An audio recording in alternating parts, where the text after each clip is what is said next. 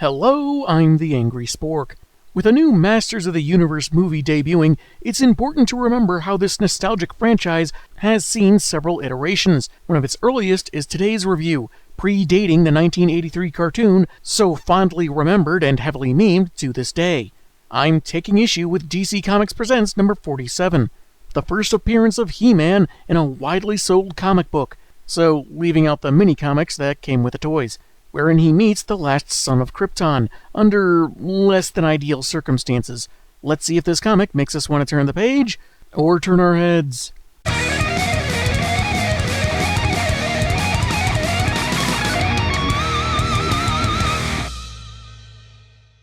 The cover shows you just the conflict to expect, as outside Castle Grayskull, Skeletor uses his sword to magically control Clark to attack He-Man, which could mean the end for Big Blue, being vulnerable to magic and all that.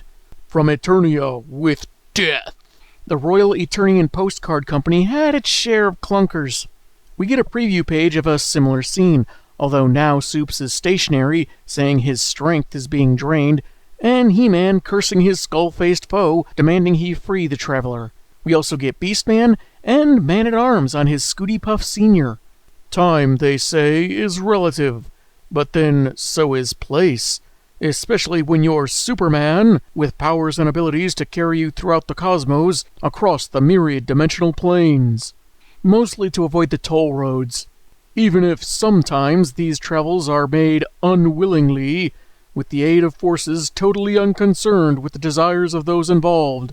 Even a Superman. Is this comic about the demise of Spirit Airlines?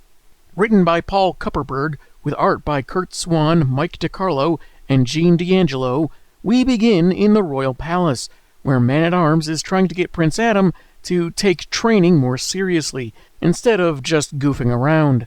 You sound like my parents, good Man-at-Arms, but if it will make you happy, you're here to learn the ways of combat, boy, not bring me joy. And the gods know you've never done that. But you said you loved that macaroni portrait I made of you. His task is to cautiously find an opening with a spinning bar, while staying guarded. So he just lifts the machine over his head, figuring he's supposed to stop the thing, and it's stopped. Manny had hoped he'd be more clever and tactful, so he leaves, saying that his student hasn't changed since he started training him as a boy. To which Adam snarks back that his venerated teacher is much the same as well, just as lovable and crusty as ever. Though I think you should consider growing a mustache. Your face looks like it really needs it. In walks the newest member of the Royal Guard and Man-at-Arms' daughter, Teela, who shares some friendly banter with the prince, and casually tosses him a dumbbell. Yowza, she's been eating her Wheaties. Though Adam seems to have mixed his cereal with magic-enhanced creatine, since he ties the bar into a knot, then jokes about being at a local inn later, probably hanging from a chandelier. He's the prince, why should he care if a business doesn't see any repeat customers? We go to the WGBS studios, since this is from a time when the Daily Planet was bought out by Morgan Edge and Clark Kent's journalism had been shifted to TV. He just tripped over a cable during rehearsal, apologizing to the director. Hey, no problem. I mean, why shouldn't you trip over a cable that's been lying in the same place every day for the last 3 years? See, that's what I was thinking. Glad we're on the same page. Clark, why do I get the feeling your sole purpose for being on this earth is to aggravate my poor aching ulcers? How does he know that's one of the lessons Jor-El left for me in those data crystals? Poor Josh. Sometimes I hate doing these things to him. According to my X-ray vision, he wasn't kidding about those ulcers. And how did he get a G.I. Joe lodged in his pancreas? This was all an act to further distinguish the klutzy farm boy from his heroic identity, as he hides away to change into Superman. Back to Eternia, specifically the Dragon's Breath Inn, where Adam is enjoying some ale, while his timid talking tiger Cringer is irritated by other patrons singing, wishing he was back in the castle. They're approached by a large man that starts bad-mouthing the feline, whom Cringer can tell is looking for trouble, suggesting his master just ignore him. Instead, Adam suggests taking this outside, and they do. The prince first, being punched through the door. On the one hand, he was pretty dismissive of Cringer's concerns, but he did stand up for his fuzzy buddy, and I gotta respect that. even if I'm more of a dog person. Calling himself the Crusher, he and Adam are about to throw hands until they're stopped by Tila and some royal guard. The brute takes off, hoping to tussle with someone that doesn't need a nursemaid, leaving an offended Adam and Tila to argue about the outcome of such a potential fight, the latter laughing at the idea the prince would have won against someone Crusher's size.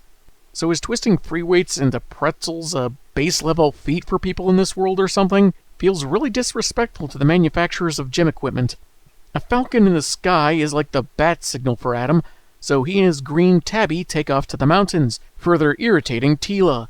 In a cave, they meet the sorceress, who I guess needs to magically change them into He-Man and Battle-Cat. What new danger menaces Eternia that needs the might of He-Man? I dropped the remote behind the sofa again. I'd get it myself, but my scepter needs charging. I wrenched my back yesterday, so if you could... Naturally, the problem is Skeletor, who, alongside his minion Beastman, stands outside Castle Grayskull, trying again to break in and take its power for his own. For whoever gains possession of its secrets shall rule Eternia. So it is written in the terms of service agreement, and only I, mighty Skeletor, ever bothered to read them in their entirety. Unfortunately, the only way in is to have both halves of the Sword of Power, and he only has one while the other is missing. Figuring he's above the likes of man and deities alike, he tries hitting the door with his blade. What's it like being a rocket scientist? This causes a surge of power around them, the ground quaking for everyone on the planet to feel, as well as spontaneously creating a dark cloud above Metropolis during Superman's patrol. While attempting a closer inspection, he's pulled in, unable to break free, before being quickly dropped in front of the coveted castle. All he knows is that he ain't on Earth anymore, even if the first people he meets speak English. Convenient. Thinking this caped stranger was summoned by the castle to battle him, Skeletor takes a swing with his blade. What makes him think he can hurt me with... Ugh! Why wouldn't he think that? He's never met you, so wouldn't it make more sense if he believed it'd cut you like anyone else? And work it does, to at least cut his indestructible costume. Not particularly liking this style of greeting, he stays the villain's hand, then decks him in the breadbasket, demanding answers. Beastman comes to his master's aid, attacking Soups from behind. You really ought to train your pets better, Skeletor. Whoa. What? That's offensive. I'm obviously a sentient humanoid, pal. Just because I'm covered in fur and I call him Master doesn't mean I'm his pet. I'll have you know I'm housebroken. Mostly. A flying loop-de-loop gets the henchman off Clark's back, but when he beelines for Skeletor, a magical blast sends him flying across the land, unable to stop until he hits the ground, right in front of He-Man and Battle-Cat. Oh, how convenient. Fortunately, Soups mentions having met Skullface, so he and the Barbarian quickly get on the same page, making introductions. Since Prince Adam's mother is from Earth, he knows of the planet and of Superman, though has to keep his alter ego secret. Pretty sure Adam was 18 in the original cartoon, so is likely the same here. Not sure how old Clark is supposed to be, but doesn't look old enough for the age difference to make sense, so... Don't know, I've gone cross-eyed. Actually, it's later mentioned his mom was lost in time and space, so it's really more... wibbly-wobbly, timey-wimey. They decide to face Skeletor together, as Man-at-Arms soon catches up with them. The evil sorcerer is still trying to open the gates of the castle with no luck, despite allegedly conquering universes. Although most of those were variants of the multiverse of Teletubbies. Our heroes arrive to stop him, and after missiles prove laughable, literally, He-Man reminds that Skeletor's magics have no effect on him.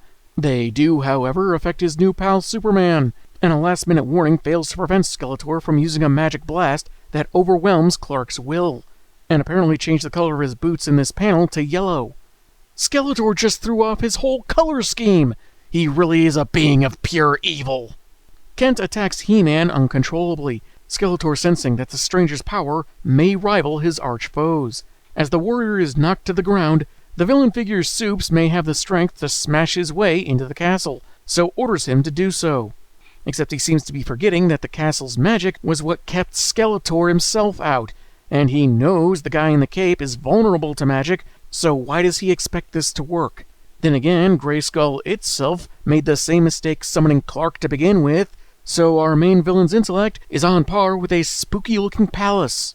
Soups can't stop himself from getting closer to the domicile, but can apparently use his heat vision, targeting the ground around Skeletor's feet enough that it becomes molten and engulfs him. Not sure that's how that would work, but I've been wrong before.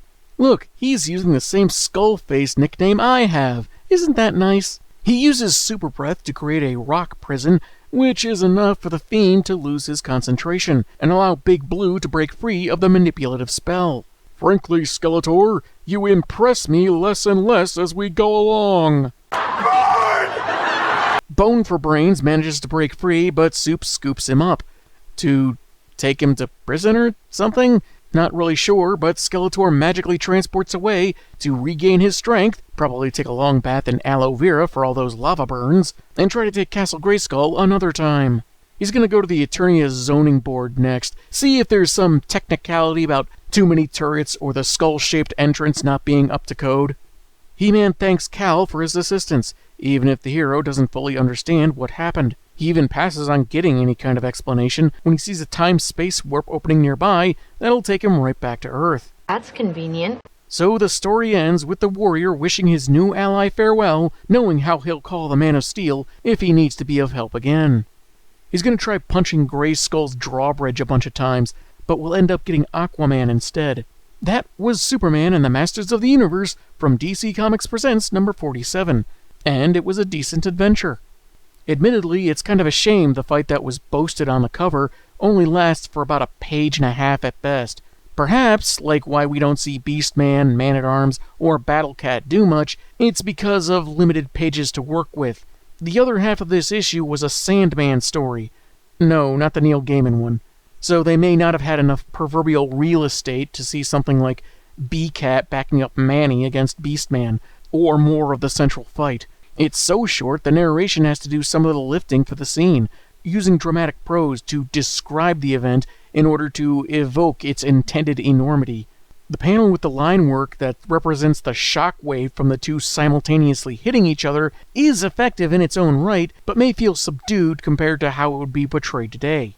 With all the digital tools available, you can imagine wavy distortions of the background from the impact of their punches, reverberating around them, the ground breaking at their feet, all likely on a 2-page spread. But there's still respect to be paid for the artists who made it work without our modern conveniences. In further fairness, He-Man was very new at the time. The toys were very recently on the shelves, and the cartoon wouldn't debut for another year, so there wouldn't be that much anticipation for this particular clash when it was first printed. However, it does try to convince you how worthy Prince Adam's alter ego would be as an opponent to Soups. With his feats of strength in his base form, the importance of Castle Grayskull as the series' MacGuffin, and Skeletor's casual boast of the universes he's subdued, suggesting he's both powerful and egomaniacal. A planet with copious magic users is a handy vulnerability for Clark to deal with, but it seemed a little odd that he could still use his heat vision to trip up the guy controlling him. I guess it was a finicky spell that doesn't cover the optic control of a given target. That's what Skeletor gets for not making that deal with lens crafters. Someone familiar with what the Masters franchise became will also notice certain differences from, say, the first animated series, like how there's not quite as much of the advanced technology to balance the sorcery of the world, and how the dialogue leans into what could be described as ye olde English, with words and syntax you'd expect from a 1940s Robin Hood movie. Turns out Eternia was founded by someone looking to start a new medieval times franchise on a much bigger scale. It was surprising, but not entirely off-putting, though considering how strong Teela turned out to be, Adam should be careful calling her my pretty, because she could probably retaliate rather swiftly and effectively. Next 2 words out of your mouth aren't say it, then the 3rd word will be, oh my god, my crotch, you've punched me in the crotch. And yeah, it seems the feats of strength regular humans would find extraordinary are rather common here, especially if there was concern about Adam's safety against someone like Crusher, though they don't show any real comparison to any enhancements he receives when transformed, or in terms of his personality either. It is mentioned that Adam has to keep his identity secret, but not that Man-at-Arms knows, though one could suspect he does, since he's the only one to join the fight against Skeletor. Another case of a Masters of the Universe story that doesn't feature very many masters. There's also that He-Man carries an axe, not his iconic sword, and his heroic change doesn't happen with an epic shout to the heavens, but by the sorceress, who, despite only appearing in one panel, looks like the original Teela action figure. She's apparently one of those moms who tries recapturing their youth by borrowing their daughter's clothes. Yeesh. There seemed to be a bit of confusion as to where Earth and Eternia are in relation to each other. Narration suggested they exist in different dimensions, but the wormhole at the end implied the difference was a matter of space and time. The latter would kinda make more sense, how Adam would have been told about Superman, like maybe his mom is from Earth's future, but alternatively it could be a different Earth Superman. Whatever. The art is really good. Excellent designs, colors, and detailing. Also, solid proportions. No one feels too exaggerated in any way, like they could have been off-model of real people.